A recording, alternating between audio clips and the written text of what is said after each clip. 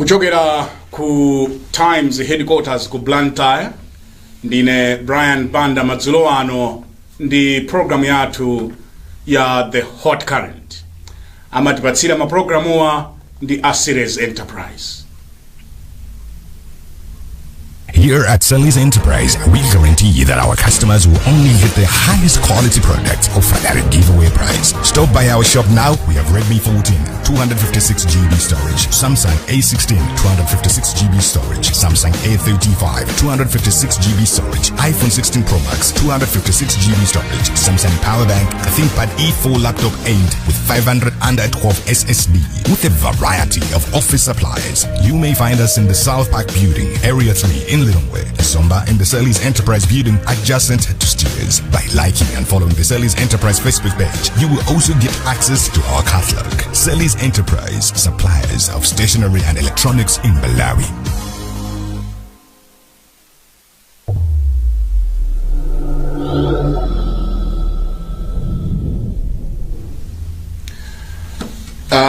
Kotero kuti amene mukutionera madzulo ano in Malawi and around the world tikulandireni. Program hii ndi ya Hot Current imaotcha kwambiri. Ndikufuna ndikulandireni inu bambo ndevu zamwayi mwatilemekeza kwambiri kukhala nafe madzulo ano.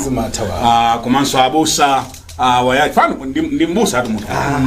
Ndi munthu uyu ndithu. Ndimadziwa zo ndi mbusa. Ndimadziwa. Fawa ndi akolala. Awa mafala kula. Yeah, ndakulala. Ine nkula mpingo chabe basi. Anaka session kileki? Session kileki. Mama jacket white aja. Yeah. Adafika baba ma jacket white. Ama jacket white. No. Ada unazituza. Kazibe sisakula akulu lazima mbozi mizi. Mwina ndakula. Timafuna kuti tiyambe one solemn note ya kuti sabata imeneyi tasiya tata ya papa. Chimene ndinafuna kuti tiyambire pamene ndi the lessons zimene taphunzira pamoyo wapa zambiri sizimadziwika.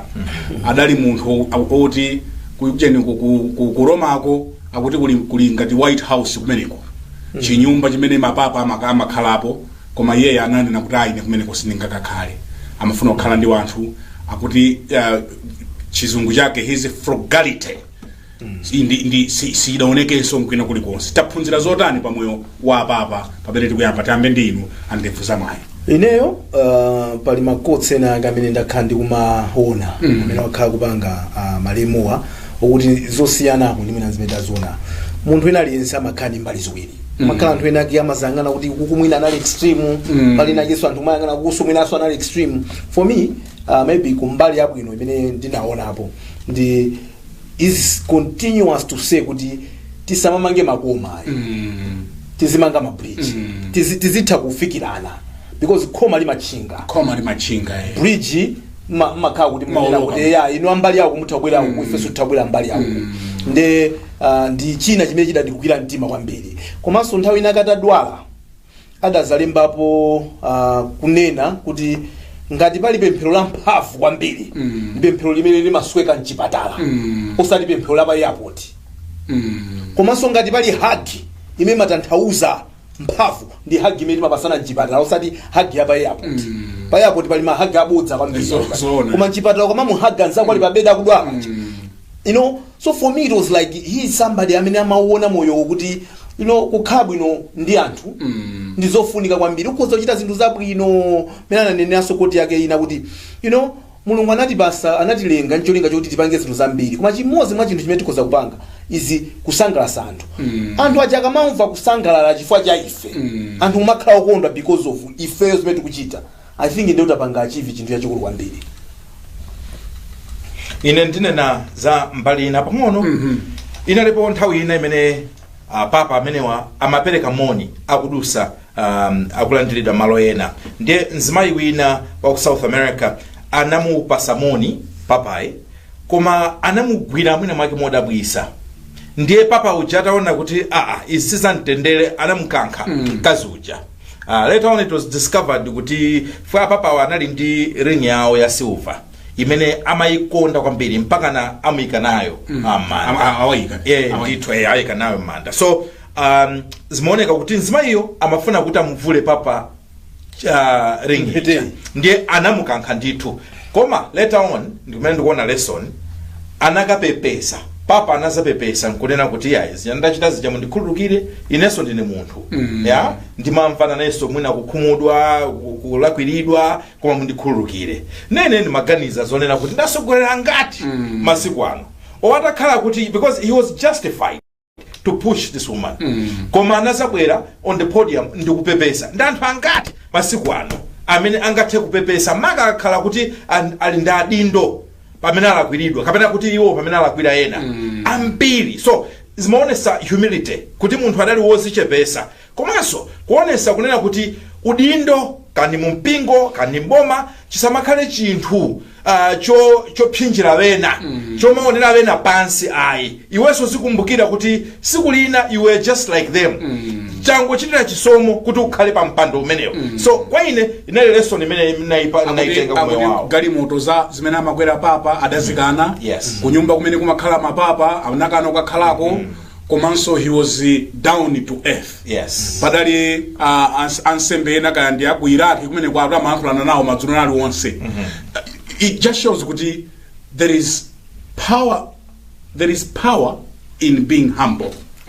Kwambiri. And kuzindikira chimene chichi because it is an example of a servant leader and akamati servant leader ndi kuti muyangane papa ayutu manena kuti and kuzindikira chimene chocho ndi chisomo chifukwa chokuti anthu ambiri amanena zambiri mphamvu sanabwere. So say that again. It's a very powerful thought. Come on, somehow. You need to be very careful how you say it again. If you have a chance to realize it, the way you have spoken, can you say it again? Ni manena kuti kuzindikira chimene chichi ndi chisomo alipo anthu amene amanena zambiri mphamvu zisanabwere. Ineyo ndizakhala wakuti kwanyengerera Malawi kuti akupase mphamvu zikangobwera asogoleri ompata kuti mukafunsenso kuti zija munkanena kuti muzipanga zakuti zija zili kutiko mphamvu zimalezeresa anthu ambiri adalezera ni mphamvu kupatula kuti takhati kulankhula mbuyo mo inu mphamvu ena mpaka pano alinazo zandizandi adakalezera nazo be zandizandi that's the way tamakumbukirani zitsanzo za moyo tili nazo za anthu ali ndi moyo amene amalezera ndi mphamvu mpaka napano pati kwagwira nkhwiko kwa finya chifukwa umasachokapo ndithu so kuzindikira kuti mphamvuzi ndizobwereka komanso zisandisinthe ndipitirebe kukhala munthu wokuti ndikhale ofikirika chifukwa mphamvuzi ndizifukwa chokuti anthu ena andidalira nazo ndimangofuna munantayikapo ndimanga palikoti ina imene ananena poti mwayambitsa makoti palikoti ina imene ananena so apapawo yamphamvu kwambiri although the life of a person is in a land full of thorns and weeds, there is always space in which the good seed can grow.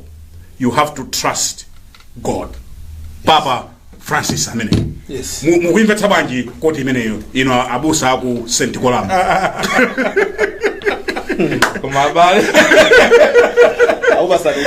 Akuvika rubusa. So no pamachitika zinthu zambiri moyo ndipo tisamaname palizolepheresa zambiri kuti zinthu zabwino zitumphuke koma mu zonsezo zochitikazo pamakhalabe ndithu kamozi ziwiri zimene ndi zabwino ndipo titha kuonesesa kuti zikule ndi kukhala mdaliso kwa anthu pena kwa ineyo I think ndimaona kuti he was trying to look at the positive side kumaonabe ndithu zinthu from a positive angle kuti ngakhale muli chipwirikiti ngakhale mdziko muno ngakhale muli minga ngakhale muli zosamwisa zambiri koma amakhalamobe ngakhale ena amene ali abwino kumakhalamonso mwina khalidwe lina mwina labwino limene ngakhale kuli kubanja kuti kwachi kosokonekera koma amakhalapobe mwina ena amene amakhala kuti ali ndi khalidwe labwino lona kuti can be promoted mwina mwachidule lingoyankhula motero kuti anali papa amene amaphunzitsa anthu nzeru zakakhalidwe. Another typical example akuti magalasi ake anadzapezeka kuti akuthamphamvu amathamphamvu kwa ife ovala magalasi amathamphamvu ndi timakayikitsanso ena ndi iye anali ndi ufulu kuti akanakhoza kugula the whole frame ndi akunena kuti ayi mungu ndi sinthira magalasi okhawo komanso ananena kuti uja mwini wake wa malo aja atamuimbira foni akuti ananena kuti apa tikhoza ifeyo ngati shop tikhoza kubwera kumene koko, you don't have to come here. Koma papa ananena kuti ayaya ndisakusokoneze and anapitadi kumene kuti a small shop in Rome. A typical example ya kudzichepetsa. Koma ndimafuna ndigwirizane nanu manena kale muchi kunena kuti mphamvuzi zimakhala zobwereka kwambiri, ndipo zimene anthu tizidziwa mphamvuzi zimakhala zobwereka, and we need to handle mphamvu zimene tapatsidwa kaya ndi pa mpingo chifukwa aliponso azikula mpingo enanso osokoneza kwambiri onjanja amanjanja pa mpingo, amanjanja ndi tubusa azikula mpingo osonga ena tinawo pompano pano kuti nkhani ndi apa paja yeah script ya hospital marizali kunjanja manena kuti ambiri timangoyang'ana mwina kundale koma sikundale kokhaku makampani momwe mkungoti ndino a supervisor mayo and anthu ena amachita kuchikonza ine ndikazangu khala wakuti azandimva ndithana nawo. You can actually see kuti some of us even timalephera kukhala maudindo chifukwa zolinga zathu nzolakwika. Mulungu cannot trust us with some of these positions. That's right, yeah. Because even if fail cholinga chofuna kukhala maudindo chofuna anthu ena azimva kuwawa. So titengerepo phunziro pa zitsanzo zabwino ngati malemuwa kuti umatha kukhala ndi mphamvu komabe kusankha kukhala munthu wabwino. Ayi timati tipereke ulemu kwa apapa. Apapa si munthu wamasewera and tikwafunira anzathu ampingo wa Katolika pamene akusankhanso papa wanyuwani zabwino zonse. Nkhani zathu za lero nzikuluzikulu.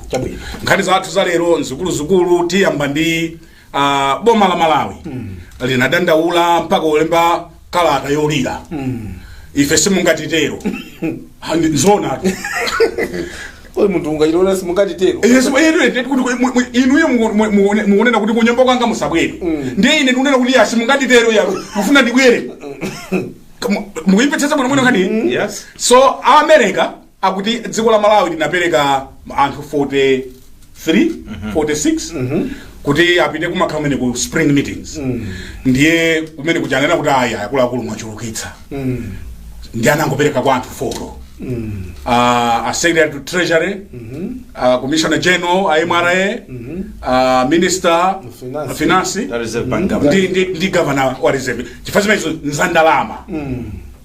Ukamamva mmene yalembera newspaper ya Malawi News akuti munalinso mafumu mmene ndanthu achipani akuti ndanthu achipani ndiye kwembase wananena kuti ananga wawo katani kenako amayi a foreign affairs anansetembo ndiye lirani kumeneko mchikalata simungatitero mutiuze chimene talakwa.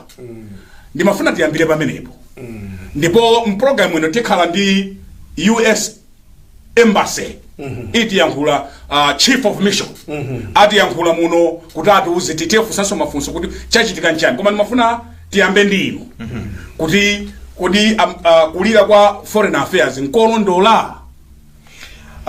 Choyamba ndinene kuti kukambirana pakati pa boma la ku Malawi ndi boma la ku America sikulakwika kumachitika nthawi zonse.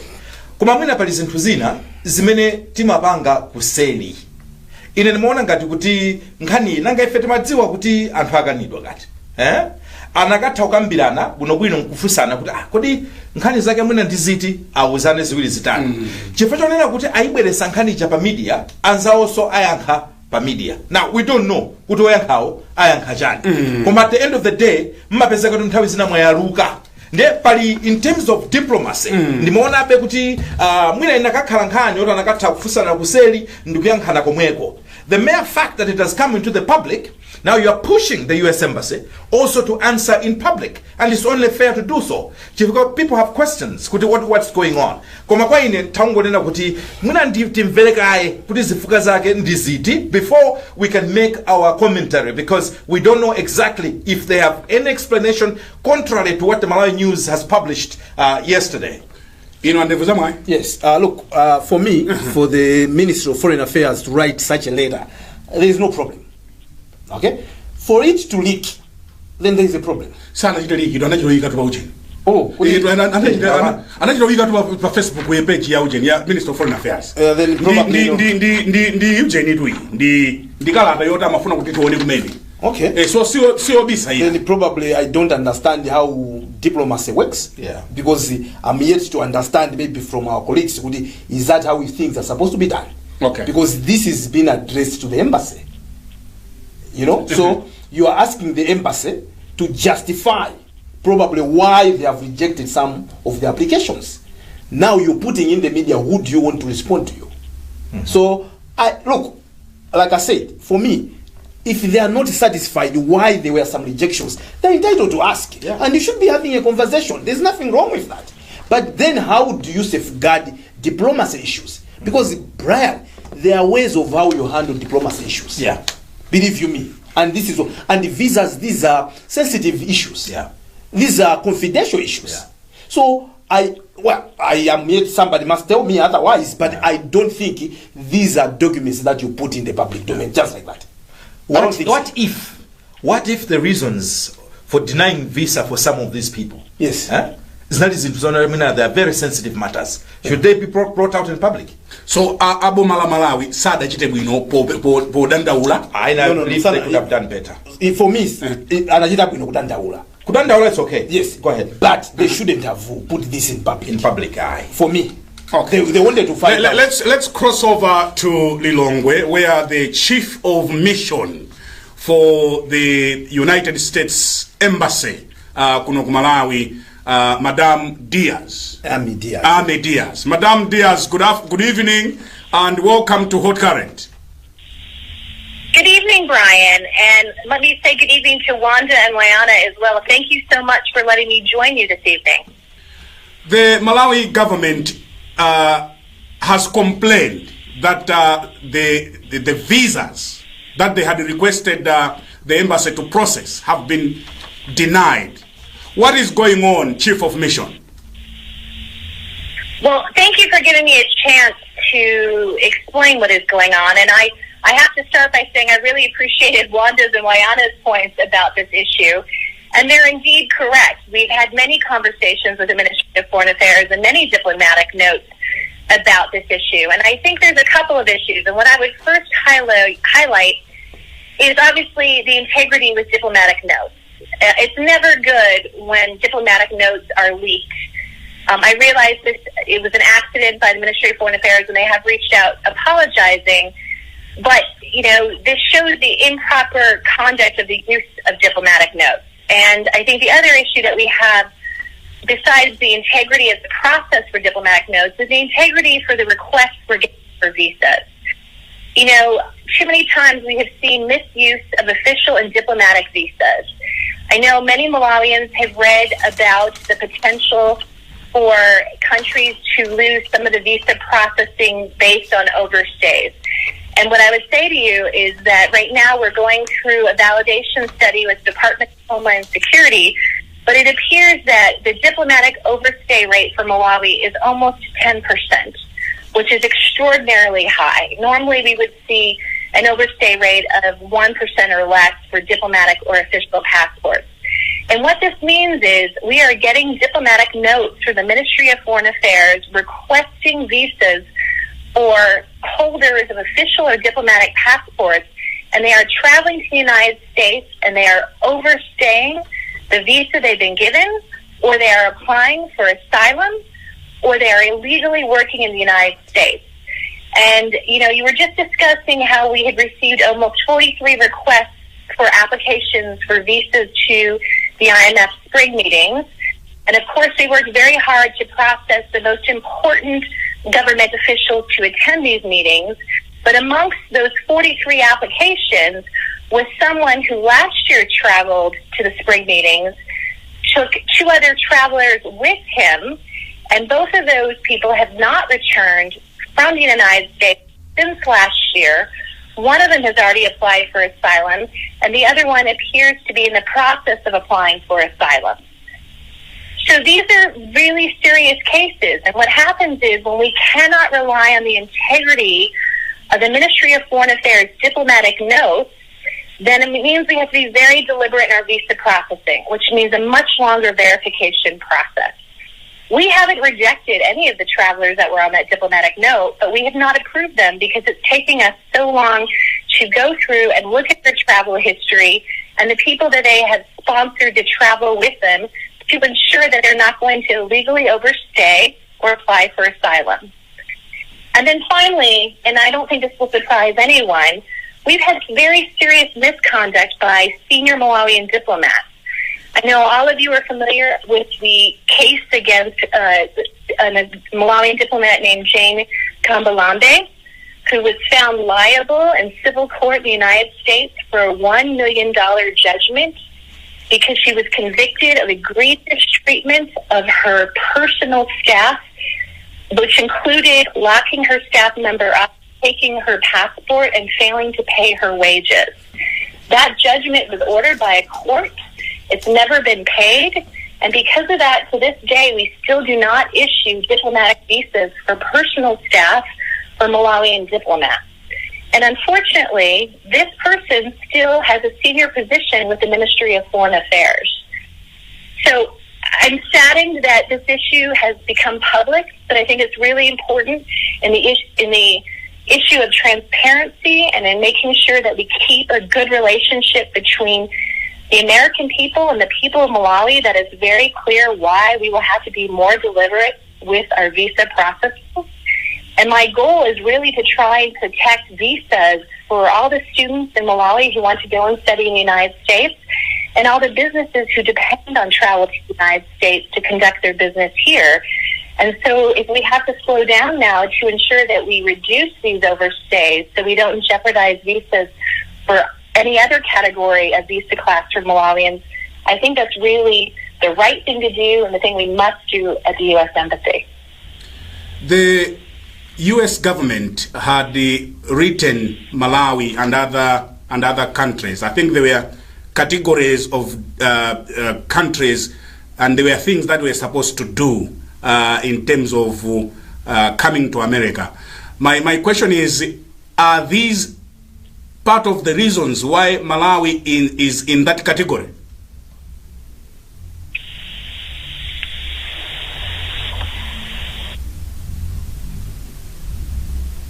You know, Brian, it's one of the reasons. And there's a couple other things which are really easy things for the government to fix with us. First is the overstay rate, which is the most serious. But there's other issues. For example, we've been requesting passport exemplars for diplomatic, official, and regular passports. And this is very common between all countries. And the reason we ask for that is to ensure that when we're putting visas on any passports, we're doing it in authentic Malawian passports. And despite numerous requests for almost 3 years, we've never received these exemplars. I have exemplars for the government of Zimbabwe. When I was a consular officer in Zimbabwe, this is very basic stuff that we are still missing. I think the other issue I would flag is law enforcement cooperation. And, I've raised this issue. I've even suggested a law enforcement working group. I followed up with a diplomatic note stating that the U.S. government is ready and willing to create this law enforcement working group so we can make sure that law enforcement cooperation is high. But unfortunately, those requests have not translated into action at this point. Ma'am, this is Wanda. I wanted to draw your attention to paragraph number 3 of this, I don't know, you're calling it a diplomatic note that came from the Ministry of Finance, where they're saying Foreign Affairs, I beg your pardon, where the ministry is, it says it will be grateful if the embassy could provide more clarity on the rejections despite the reasons that were given, because they believe that those that applied had met all the visa requirements in their applications. I don't know, on top of what you've already said, is there anything that you would want to say? Because they believe that they had met all the requirements. So in other words, probably they're not happy with the reasons given. Well, Wanda, I think that's a really good question. I think one thing I would mention is something that I believe you already mentioned, which is visa records are confidential. So I cannot discuss individual cases unless someone is found ineligible and there is a public and eligibility requirement. You might remember last year we had some visa designations, and those designations, because of the seriousness that involved public corruption, we are allowed to talk about. In this case, what I would say about the pending applicants is they're all pending. There will be a few who are notified that they are ineligible for future visas because they've aided and abetted in illegal trafficking by putting people on the diplomatic note or putting them on their delegations that have not returned to the United States. We take that very seriously, and that will be communicated to the Ministry of Foreign Affairs privately. That will not be a public designation at this time. But what I really want to highlight is that I hope all Malawians can agree that we want to trust the veracity of our diplomatic notes and the veracity of our passports. And if we don't have that trust, it's really hard to continue issuing visas at the demand we get them at the American Embassy. We're one of the few missions here in Lilongwe that actually processes visas in Lilongwe. Many countries require Malawians to travel to South Africa. And I don't want Malawi to lose that privilege, but unless we really turn around this story and we have integrity with our diplomatic notes, we reduce requests for visas, and we most importantly reduce overstays and asylum requests and people illegally working on our visas, then we might have to look at something like that, and that would really have a negative effect, and that's something I never want to have happen to Malawi. My colleague Wayana has a question for you, Madam. Well, a quick one. I think my colleague Brian already alluded to this, that Malawi is one of the countries that has been flagged because of some concerns when it comes to issues of compliance on our perhaps issues of diplomacy or visa requirements. My question is, there was a time frame that was given. So far, how are we doing? What's the update on that? And secondly, what is going on now with people abusing these privileges of visas? How does this affect every other well-meaning Malawian intending to use the right channels to apply for a visa and travel to the US? An addendum to the Wayana's question. The Malawi government has cancelled a diplomatic passport to one individual, Mobuse. Yeah. Sorry? Yes. Yeah. Would that help to put Malawi back where it was? And I wanted you to comment on the same. The cancellation of a diplomatic passport, how do you read as the American government on this matter? Over to you, Madam. Well, thank you. Let me try and take the questions in order. I think first what I'd like to explain, Mayana, is that we're still doing this validation study. So the news report that mentioned that we were looking at countries with high overstay rates, the government of the United States is now looking at the official rate conducted by Department of Homeland Security and not the rate that the embassy tracks itself through consular affairs. And the reason for this distinction is Department of Homeland Security has the most complete database. So we want to ensure that the numbers that we publish, we really have 99% fidelity with. And by waiting on this, I think that's a really good move. Secondly, what I'd mention is we expect that there will be restrictions announced, and that if Malawi is on that list, they would have a period of time to remedy the issue. But the conduct now is what really matters. And I agree, Brian, I think the recent revocation of a diplomatic passport that was illegally issued is important, and it's a good first step, but I think it really more speaks to the big issue that we have with diplomatic passports in the first place. This passport was only revoked because we discovered it in New York that he did not have it, and it was part of a criminal conviction against the person who was discovered with it.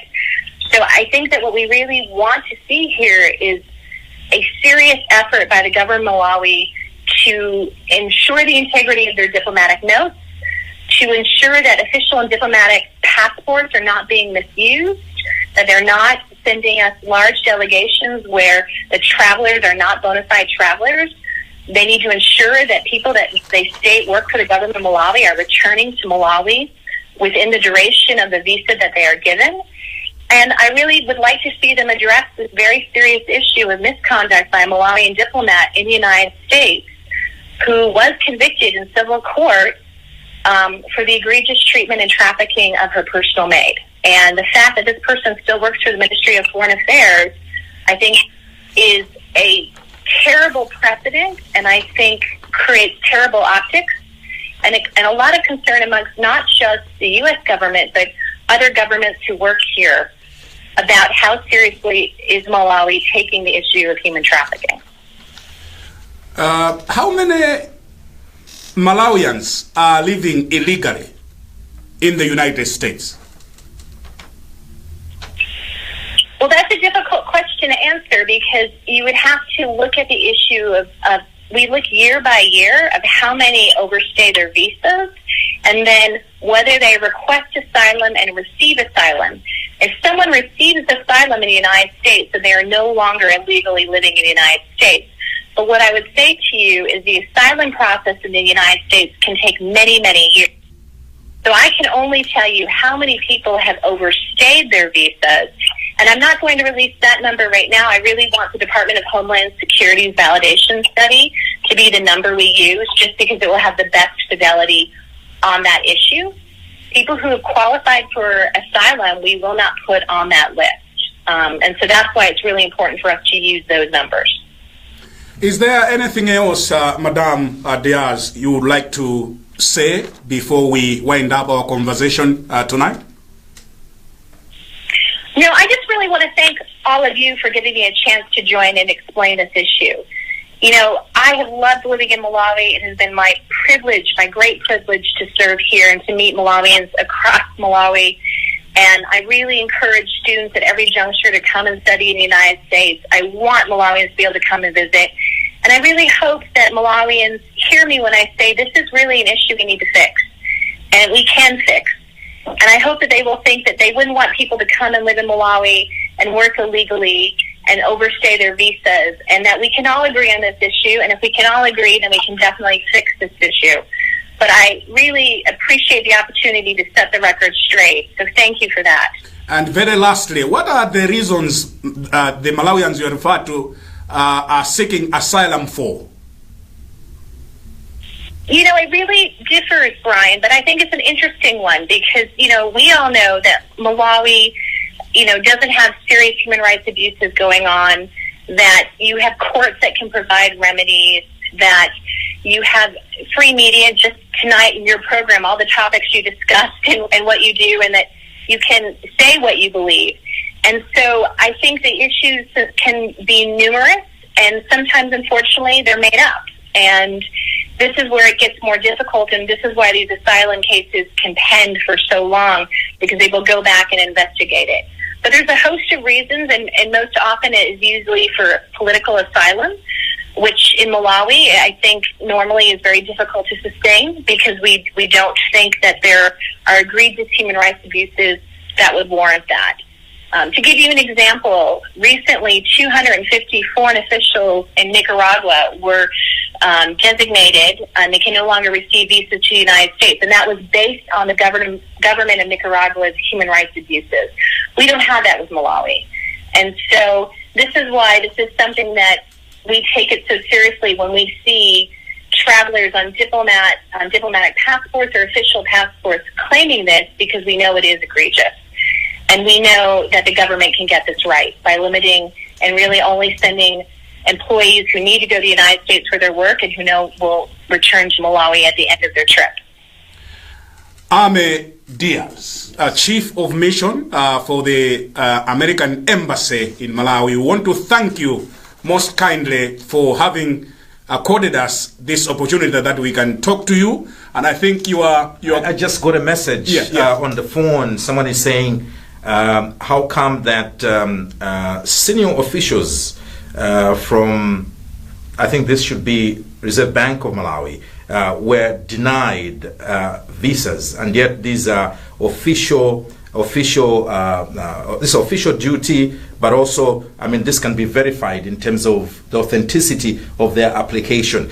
So this is one of the random questions and comments that have come through on our phones here. But we'll let her go then. Okay. We want to thank you once again for the opportunity to talk to us exclusively in Hot Current, and thank you very much once again, Madam. Thank you all. Great to meet you. And I hope can join you at a later time again, Brian. Thanks again. Thank you very much. Thank you very much indeed. Amene on the Madam Diaz. Koma tu zochititsa manyazi. Zochititsa manyazi tamvalero. Zochititsa manyazi. Amalawi muchititsa manyazi. Akuti bali ma diplomats yena kumeneko. Akupanga khalidwe loyipa. Munthu wa passport yofira diplomat. Koma kukhala ndi khalidwe loyipa mpaka unotawa asadzabwerenso awa.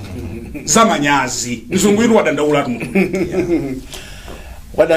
wadandaula mzimai kula Malawi ya kuti normally anthu ama passport ofiranu ujeni kuti mukapita kuti musabwerere makhambuni na 1%. Can you imagine? Koma kuti tufika pala 10%. Akuti ndipo ine mama wandi madzifunsa kuti kodi ina ma embassy kusadza bwera. So look, mpaka munthu 6 years 10 years adakali ku embassy. Taona ni banda. America ndi dziko loti anthu ambiri amafuna tapitako kuti zawo zikayendere. Let's be real. Tinene zona amalawi ambiri atapeza mpata opita ku America atapita osakabweraso.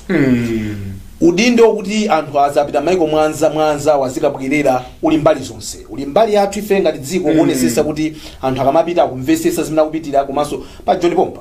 Ona bali ambiri mbiri anthu amene anangopita kukakhala komeko. So if we don't fix our country in terms of kuti tizichita anthu asamafune kuchokamo. Adanankhula I think in one of the ujeni amalankhula ndani nthawi ya sona na madingo. Adanankhula I think that issue kuti zimamvesa chisoni. Ona Malawi ochuluka amene amafuna atapeza mpata opita kunja kuti akakhale kumene kukuchifa choti mwina maloto awo sangakwaniritsidwe kunoko. So my point is tikuyenera kuti maka nzovesa chisoni because as a diplomat mutakuona mayiwa anena mobwereza kuti integrity yama diplomatic notes yutivuta kuti akalemba chimene chocho kuti anthu achikhulupirira mwene komusakuti kumeta chitapo mbuyo one but abuse amayiwa anena kuti tikakhala ndi list kaya ndi ya ku parliament kaya ndi yakuti kaya ndi yakunga list jo pa umakhala anthu ena amene adventure nawo anakamba imeneyo anakamba so ya overstay kuti Malawi tikapita kwa America kaya ndi mjani kodi mavisa kama country nayo kodi ena wa 6 months amati tourists ichamapita inu icha ndi kodi B2 ya ku California B2 visa mukapita simukumabwera mukutichititsa manyazi akambapo nsonzo kuti mpaka 10% ya hotelo mama ujeni amene 10% ndi amauje ndi ena so ena kumana miziranso akuti zifukwa zosamveka nena amayiwa akuti kuchita seek asylum zifukwa zake zosamveka kuti zosamveka brand muna ndrole kuti komanso adakambaso ya passport kuti passport yathu iso pena pake originality ikumatidabwitsanso imeneyo mafuna muyikambeso ndikuonapo nkhani zingapo. Yes. Choyamba nkhani ndonena kuti anakambapo anagwirizana ndi mmene ife tinayankhira nkhani kunena kuti izizi zimakhala zinthu zokuti zakuchipinda zimene akukambirana andi zafika pomate sankhawa kuti zinthu zimene akukambirana zikumatuluka chifukwa zifuka zina zimene amakanira anthu ena zimakhala zinthu zonena kuti classified ndiye mpovuta kuti azinena china chilichonse kuti obanda taakaniza fa chakuti. For me, I'm going back to nkhani ya integrity ya systems ake kunena kuti aku Minister of Foreign Affairs mwena kudziwa zonena kuti at this moment dzikoli mpaka zaka 6 we should do better nkhani yokhuza ndi maubale amaiko ena TNT zichita trade very carefully. We trade very carefully komanso chita consider boma mene lilowa kumene kuja boma la Trump ma Republicans sakuchezayi ndiye pali nkhani iyi ya overstay mwina kungofotokoza ndithu kunena kuti akakupasa visa amakupasa specific basically kwambiri amakupasa 3 months then by 6 months pali 1 year nkumapita ena mpaka 5 years ena mpaka na atakupasa ngakhale 10 years yeah. Koma the issue is ama dinda apa siku limene iwe umayenera kuti utuluke mu America chimene anthu sadziwa nchonera kuti ukamalowa mu America muja umakhala kuti zala zako nkhope yako maso ako zonse zikale mu system onkhala kunena kuti wadusisa siku limene umayenera kutuluka ndiye kuti ma system onse a immigration amakhala kuti zina achungacha latuluka kale it has been flagged kuti munthu uyuyu ali pa overstay ipo adalowa ndani kumene adalowa ndani ndi anthu aja akuti 10% kutanthauza kuti anthu ambiri sakubwerapo. Now njira imodzi imene akuzera anthu amene osakubwera and amene akumazera kuboma akumagwisa ntchito manoti ochokera kuboma wati uyu mpaseni passport meaning awapita ku conference ya boma ndi iwo aja amakhulupirira chifukwa kuti anthu awa ndionena kuti ali ndi signature ya boma koma kubomako kwalwaso chipwirikiti and at the end of the day zikuchita affect the integrity of the whole country. ndi akalemba kalata kuti tapatsani mavisa awo anthu asakuikhulupirira kalatayo chifukwa cha zimene zakhala zikuchitika ndi akafika kumene kuja anthu aja ena kumachita apply mpaka na asylum zifukwa zonena kuti kumalawi sinifuna kubwererakonso mwina chifukwa cha zandale kapena chifukwa ziti ndakufunsa kunena kuti dziko labwino uzati mmasosala maganizo ife tukhawa ifeme ndiyankhulira ndani gathawe gathawe panopona kuti ndikupita ku America ndimathawa ndikayankhula pa hotikali tama ndigwira nkhwiko ati tiziyamikira palibe wotigwira nkhwiko tiziyamikira ezona sakutigwira nkhwiko mwina kapena kusogolo kwasalako koma sofa uzafikira siku la leo ayi timatuluka monga ife tingapite ku embassy ya America kuti yatipatse visa chifanya hotikali tutsuka nkama so tithokozebe kubomako kuti ife atulankhani tumatha nkama sitingathawe nziko munomo ndi imene iyi kuna ndikuthawa chifanya hotikali ife tilimo muno tilimo munomo masankho watiponyera muno tiponyera munomo kwira kapena ino kapena iyo nabene mukondo pita kwati awa asunga kubira makamina kaita mwezi wa maso kutaka kabalido alanga pakakale kaita pira kuweza zona ndio ule sio neno kama kwa America koma nimafuna nene kuti akulu dziko limene tinalo lomweli nkhani zimene akamba amayiwa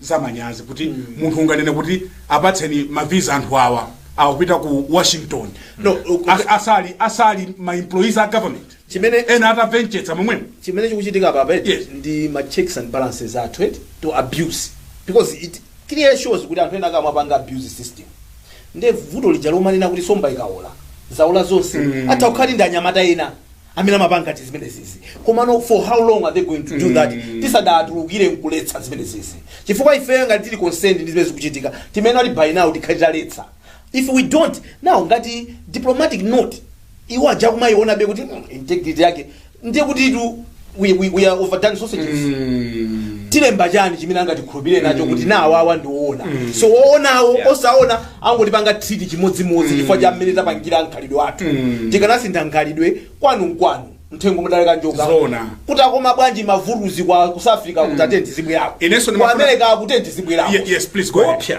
kuopsa kwa zimene zikuchitikazi ndi message jandina werenga munapulumusa kunena kuti ayi asiyeni pali maina anthu mesinga achule koma ndi ma directors ndi anthu akuluakulu terekeze kubunga lalikulu ja Reserve Bank of Malawi ndizimene aonena zoda amayiwo kuti zinthu zizikulakwika ngakhale kuti akhale oona sakuzikhulupirira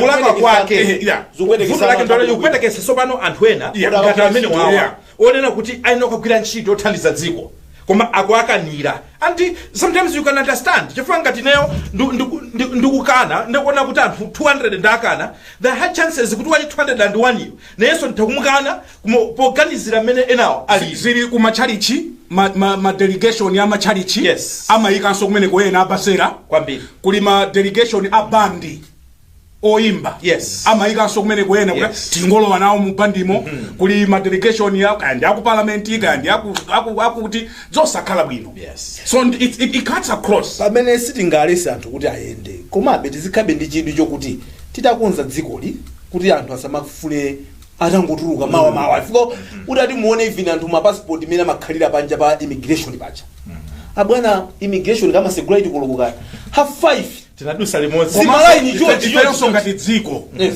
adindo adzifunse kuti chimene anawo athawa chani athawa chani zimene ndikunenazo kuti we need also to answer that question. yes ndimene ndikunenazo tikuena tilikonze dzikoli kuti anthu azamaufune kuti koma ndangopeza passport ndingoza kuthawa because palibe munthu amene afuna kuthawa kwawo munthu ungasiye banja lako mali yese oloka pita kumudziko munthandize passport ku John ina chimene mungu nthandize passport kuti muthawa chani dzikomo. There is a lot we can do as a country to make sure kuti dziko lathu likhale ndi zinthu zimene anthu akhoza mafuna kuti ineyo fa anthu ena banda ife dakhapo kunja anthu omakhala kuti adaphunzira bwinobwino ndithu masters degree umaperekera makhofi umaganiza kuti iweyo kusambitsa nkhalamba iweyo maphunziro ako amene uli nawo aja ukanatha kumatukula dziko la Malawi izi zikugwira ntchito kunokozi ife timaperekera matope pomanga ino amene komanso akuti machira pimpe magalimoto mutero kwamene munakachita makaniki makaniki zindachita limayendesa even maujenaja zima overhead ndi ma license ziminagwira bwana ndimagwira ntchito ndikumbukira nthawi nake ndinkapenta swimming pool panali pamalo po ndulwazi panali malo kuti sinakatha kufika bwino ndanandimangirira ku England anandimangirira zingwe myendoyi upside down abwana mwese mmajasima inakatuluka zona ananifusa kuti matha kupenta iyo ine ndimatha kupenta akuyaka sindamendeko chikabili abwana sungakale ntchito zona komano the issue is umatukalandira paundi imene jayi ndikuichira convert to Malawi kwacha ndokuti even abwana anga pano saigwira so munthu umakhala kuti okay maphunziro anga ndi amene ndapita dziko lathu jakatuka koma ndikalandira zingati so we have people that really want to come back home but when they look at what they're doing they're not happy si ntchito zabwino umazunzika ndi ukapolo koma umatukalandira kakhobidi kaja nkukaona ndi mphamvu zake umakhala umilizika so there is something we need to do to fix our country. Anadandaulaso amayiwa kuti madiplomats athu ndimafuna kuti muyankhire imene madiplomats athu sakukhala ndi chitsanzo chabwino akapalamula bwalo likayimba kulipirani anachula mpaka mzimayi wina amene diplomat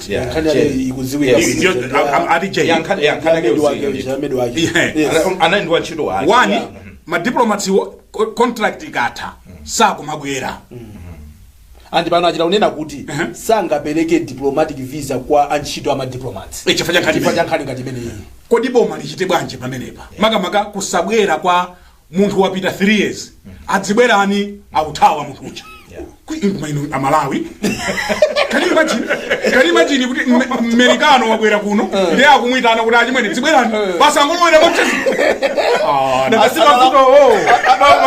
kumbukira kuti ukapita ku Malawi kudzuwa basi ine ndifuna ndikambepo nkhani imodzi yofunikira imene mwina timayiwala pa nkhani zonsezi nkhani ndi kodi anthuwa timawasankha bwanji the vetting process ya anthu amene amakatiyimira ifeyo ngati dziko kunjako process yake makhala yotani chifukwa nkhani zinazi nza integrity enawa amene amakhala ma diplomats they are not supposed and they are not fit kukhala diplomats koma chifukwa chonena kuti kundaleko adakapempha kundaleko amadziona ndena ake then chifukwa chake amakhala kunena kuti akuponyedwa kumeneko ino simnamvepo kusonera kuti iye tikulowa mboma ngati kukusangatike kumaparastero ku at least angotiganizira ku embassy kapena ku body kunja kumakhala ngati kuti kolipira anthu amene anajiya amathandizira kuti bo chipani chilowe mboma so we are paying the price of that of body politics tikamakamba nkhani yosankha anthu kunja chonde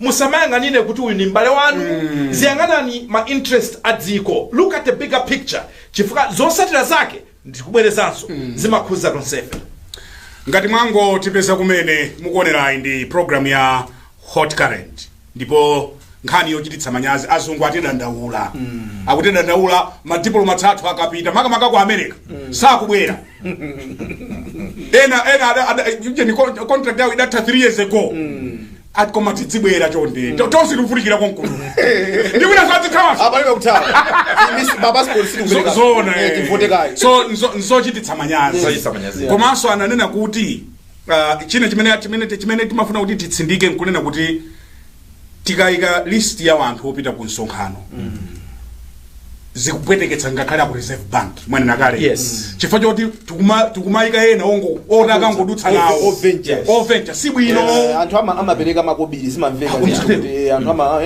amapereka ndithu anthu mamiliyoni pakubwera kaulendo kena kake kupita kunja kuti atikenipo mpaka 7 million ena 8 million. I don't know how much, I don't have a figure, but I just know kuti anthu ena adapita andithu nkumani atafika kumani tidafika zidateka adapita ngati madelegate adapita ngati madelegates ndamene akukhala kuti aulephera bwerawo ndi ma system mukuonesa da Malawi awa adalowa sadabwerera ndi akuti nduna ina inapitanso ndi anthu ena mono mumva mayuja nduna ina 200 chakuti nduna ina inapita ndi anthu ena ndiye amaifunsa ndunayo kuti iweyo sitikupatsanso wina oyenda naye chifukwa last time udatuluka ndi ena mpaka pano sadabwere nduna imene zamanyazi.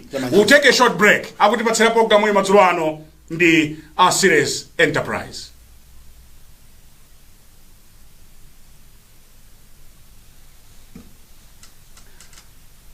Tipatsireni uthenga wa Series Enterprise. Here at Series Enterprise, we guarantee that our customers will only get the highest quality products offered at a giveaway price. Stop by our shop now. We have Redmi 14, 256 GB storage, Samsung A16, 256 GB storage, Samsung A35, 256 GB storage, iPhone 16 Pro Max, 256 GB storage, Samsung Powerbank, a ThinkPad E4 laptop 8 with 512 SSD, with a variety of office supplies. You may find us in the South Park Building, Area 3 in Lilongwe, Somba in the Series Enterprise Building adjacent to Steers. By liking and following the Series Enterprise Facebook page, you will also get access to our catalog. Series Enterprise, suppliers of stationery and electronics in Malawi.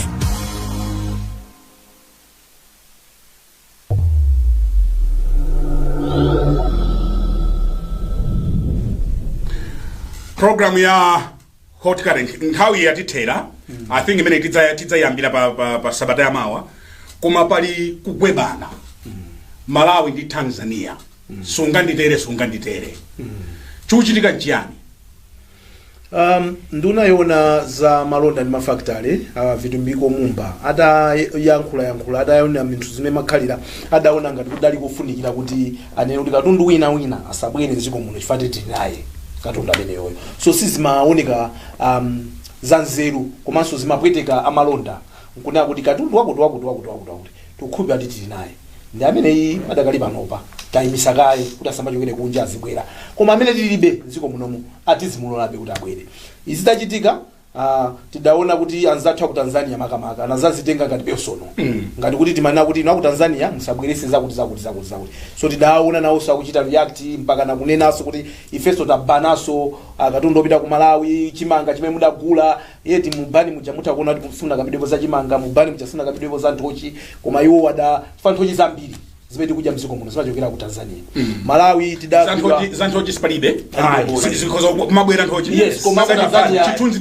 timaona nthochi ziwola nzabota yes zimene unazo tanzatha Tanzania I think sana imve bwino nkhani because badakati pano bankhani nthochi zimene timaja mdziko munomo ndi za ku Tanzania tikumalandira nthochi za ku Tanzania zizibwera 150 trucks za nthochi zimene zimabwera kunoko 90 amakhala kuti ma truck 90 alowa mu mzuzu matraki okwana ndithu pafupifupi 160 amakhala kufika mblanta ndi muje I hope I'm getting my kumano yes. The issue is tikulandira nthochi kuchokera ku Tanzania iwo amona ngati kuti talesa kuti nthochi zawo zisabwere mpaka nayo acha chimanga chimene mafuna tigule cha relief akuti achipita ku Malawi kaya ndi mafeteza amene sada ife bwino ndiye padakali pano pa iwo apanga lift bani yawo icha komano as far as I know I think bani ya Malawi be idakalibe into effect so ndikukhulupirira kuti pakhazo okambirana kuti amvesesane kuti samamvana pati koma what I wanted to say was this was no me attacking Tanzania. I don't know why Tanzania decided kuti ndifeyo nkulakwa kunena kuti zinthuzi zalowa ndale zikuoneka ngati pala anthu ena amene amamfuna vitumbiko mumba ndi ali oho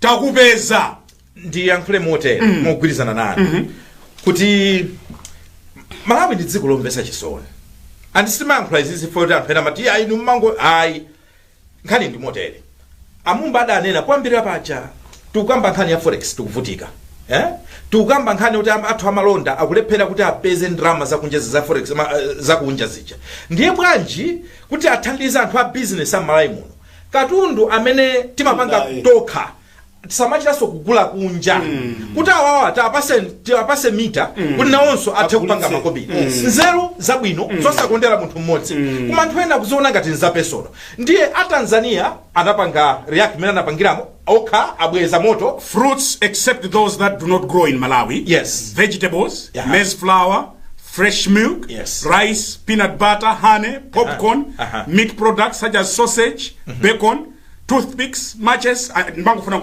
ndiye chimene chamvesa chisoni kumbali yanga ndonena kuti anthu a Tanzania atapanga react a Malawi moti tikhale ngati amodzi mukuona kuti anthu ena ngakhale kukuma kumweko akuona ngati nkhani inja vitumbiko mumba. A Malawi, this is not a personal issue. Nkhani inja dziko. Let's grow up. Ndale zathu zikhala zomaona kuti izi nza campaign za constituency this is national importance nzosiyana. Komanso taona nichi nkhani ndonena kuti awansa Tanzania tapemphe samayenera kuti nawonso angopita pa social media paja nkumango yankhula nawo zomwe zimakamba nkhani ya kwa America ija izi ni nkhani zote akambirane tangomvesedwa kuti pakhala meeting ina imene takhale pakati pa pa 2 May aku Malawi akakumana ndi anzawo aku Tanzania ndi kukambirana. There is no reason why we should be fighting. There is no reason why tizikhala ndi maudani ndi maiko amene alanzatu ife zimene zotinapanga chifukwa chonena kuti malamulo akunoko kusadiki akunoko kudalino la Africa ngakhale Tanzania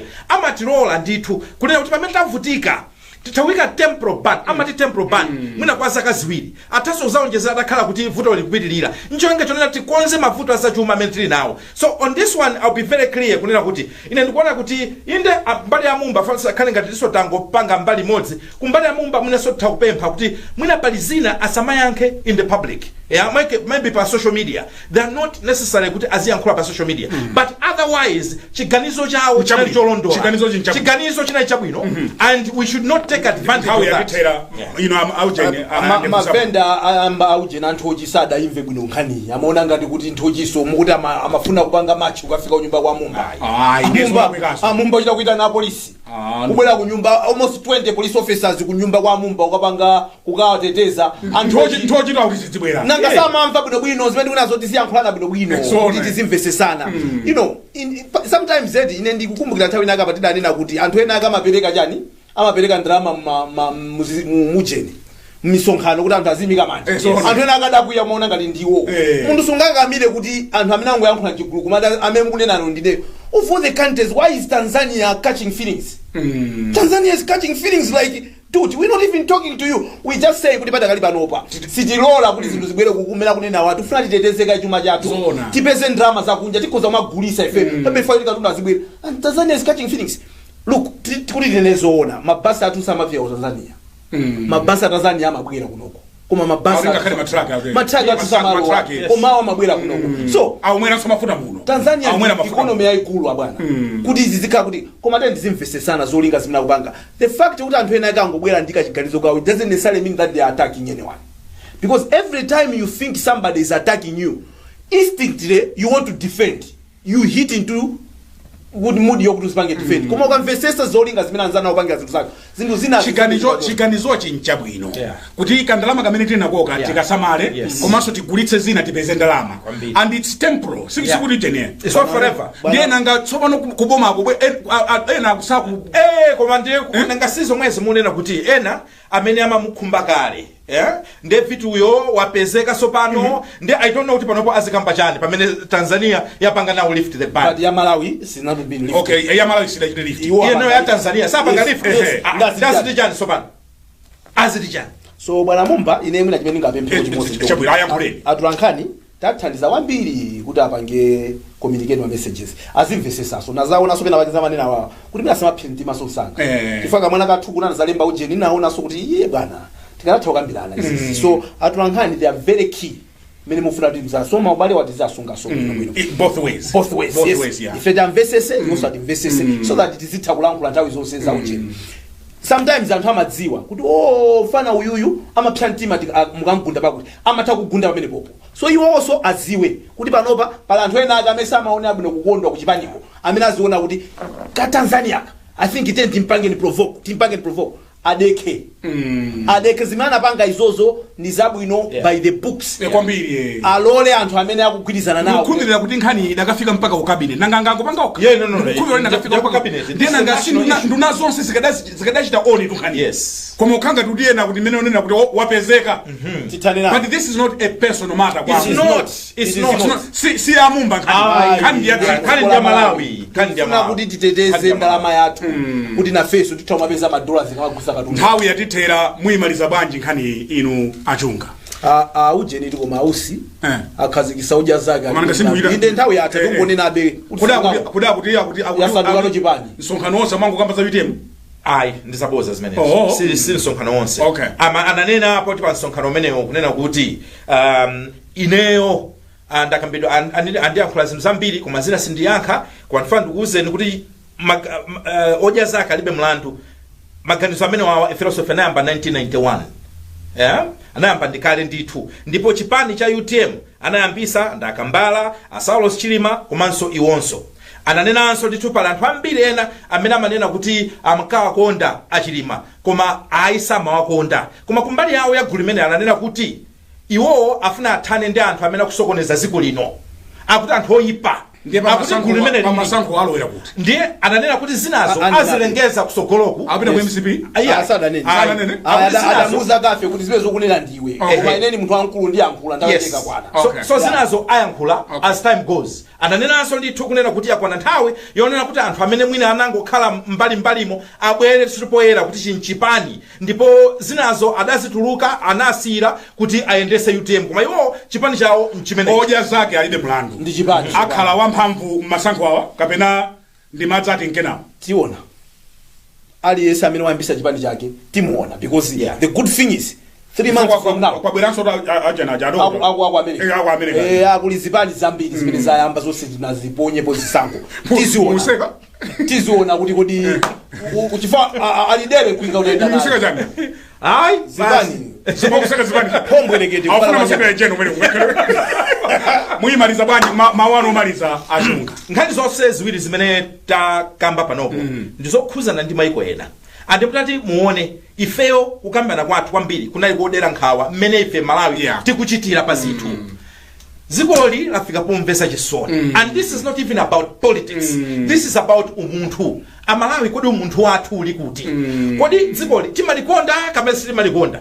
ngasi mmalikonda kuli bwino step aside mwasire ena amene zikoli amalikonda chifukwa khalidwe limene tikuchita kandi kuma civil service ka Minister of Foreign Affairs kandi kuboma kandi ife anthu wamba tikuonesa kunena kuti we don't care about this country called Malawi munthu ni madena akambirimbiri uzikhala ko ninyazi limozi manyazi osata kusowa limozi loka izizi mukamazimva mina kunene ama America siti kuchita manyazi anza manyazi olo nyazi limozi kulibe munthu kuti ungazokhala baba nkuna kuti akulaku tachita manyazi madiploma tanu opanda khalidwe tachita manyazi on behalf of inuyo ife kuno kuti kuchita manyazi izizi so zokuti mwina zinthu za dziko zoti kozokhamba limozi ngati Malawi nkuyimirana ngati Malawi koma tikuperekana Malawi tukatoka yaishu ngati zitukamba Bible muli ine ndimalize nkonena kuti Bible muli nkhani ya tiankhandwe ndiye olemba ya manena kuti mundigwirire tankhandwe tikusokoneza then mafuna nene kuti mboma iliso iyi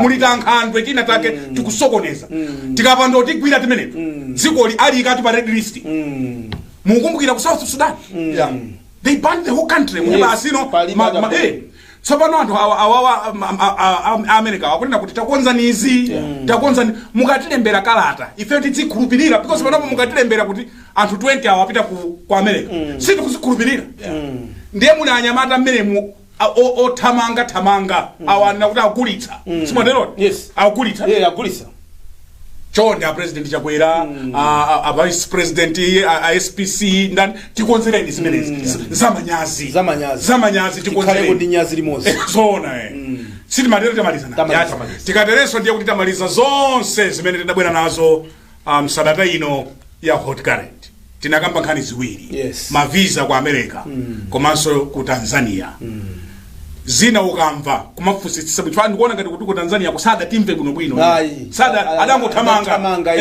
puma si bwino komanso awa achungane na kuti tizikhala bwino ndi maneighbors athu.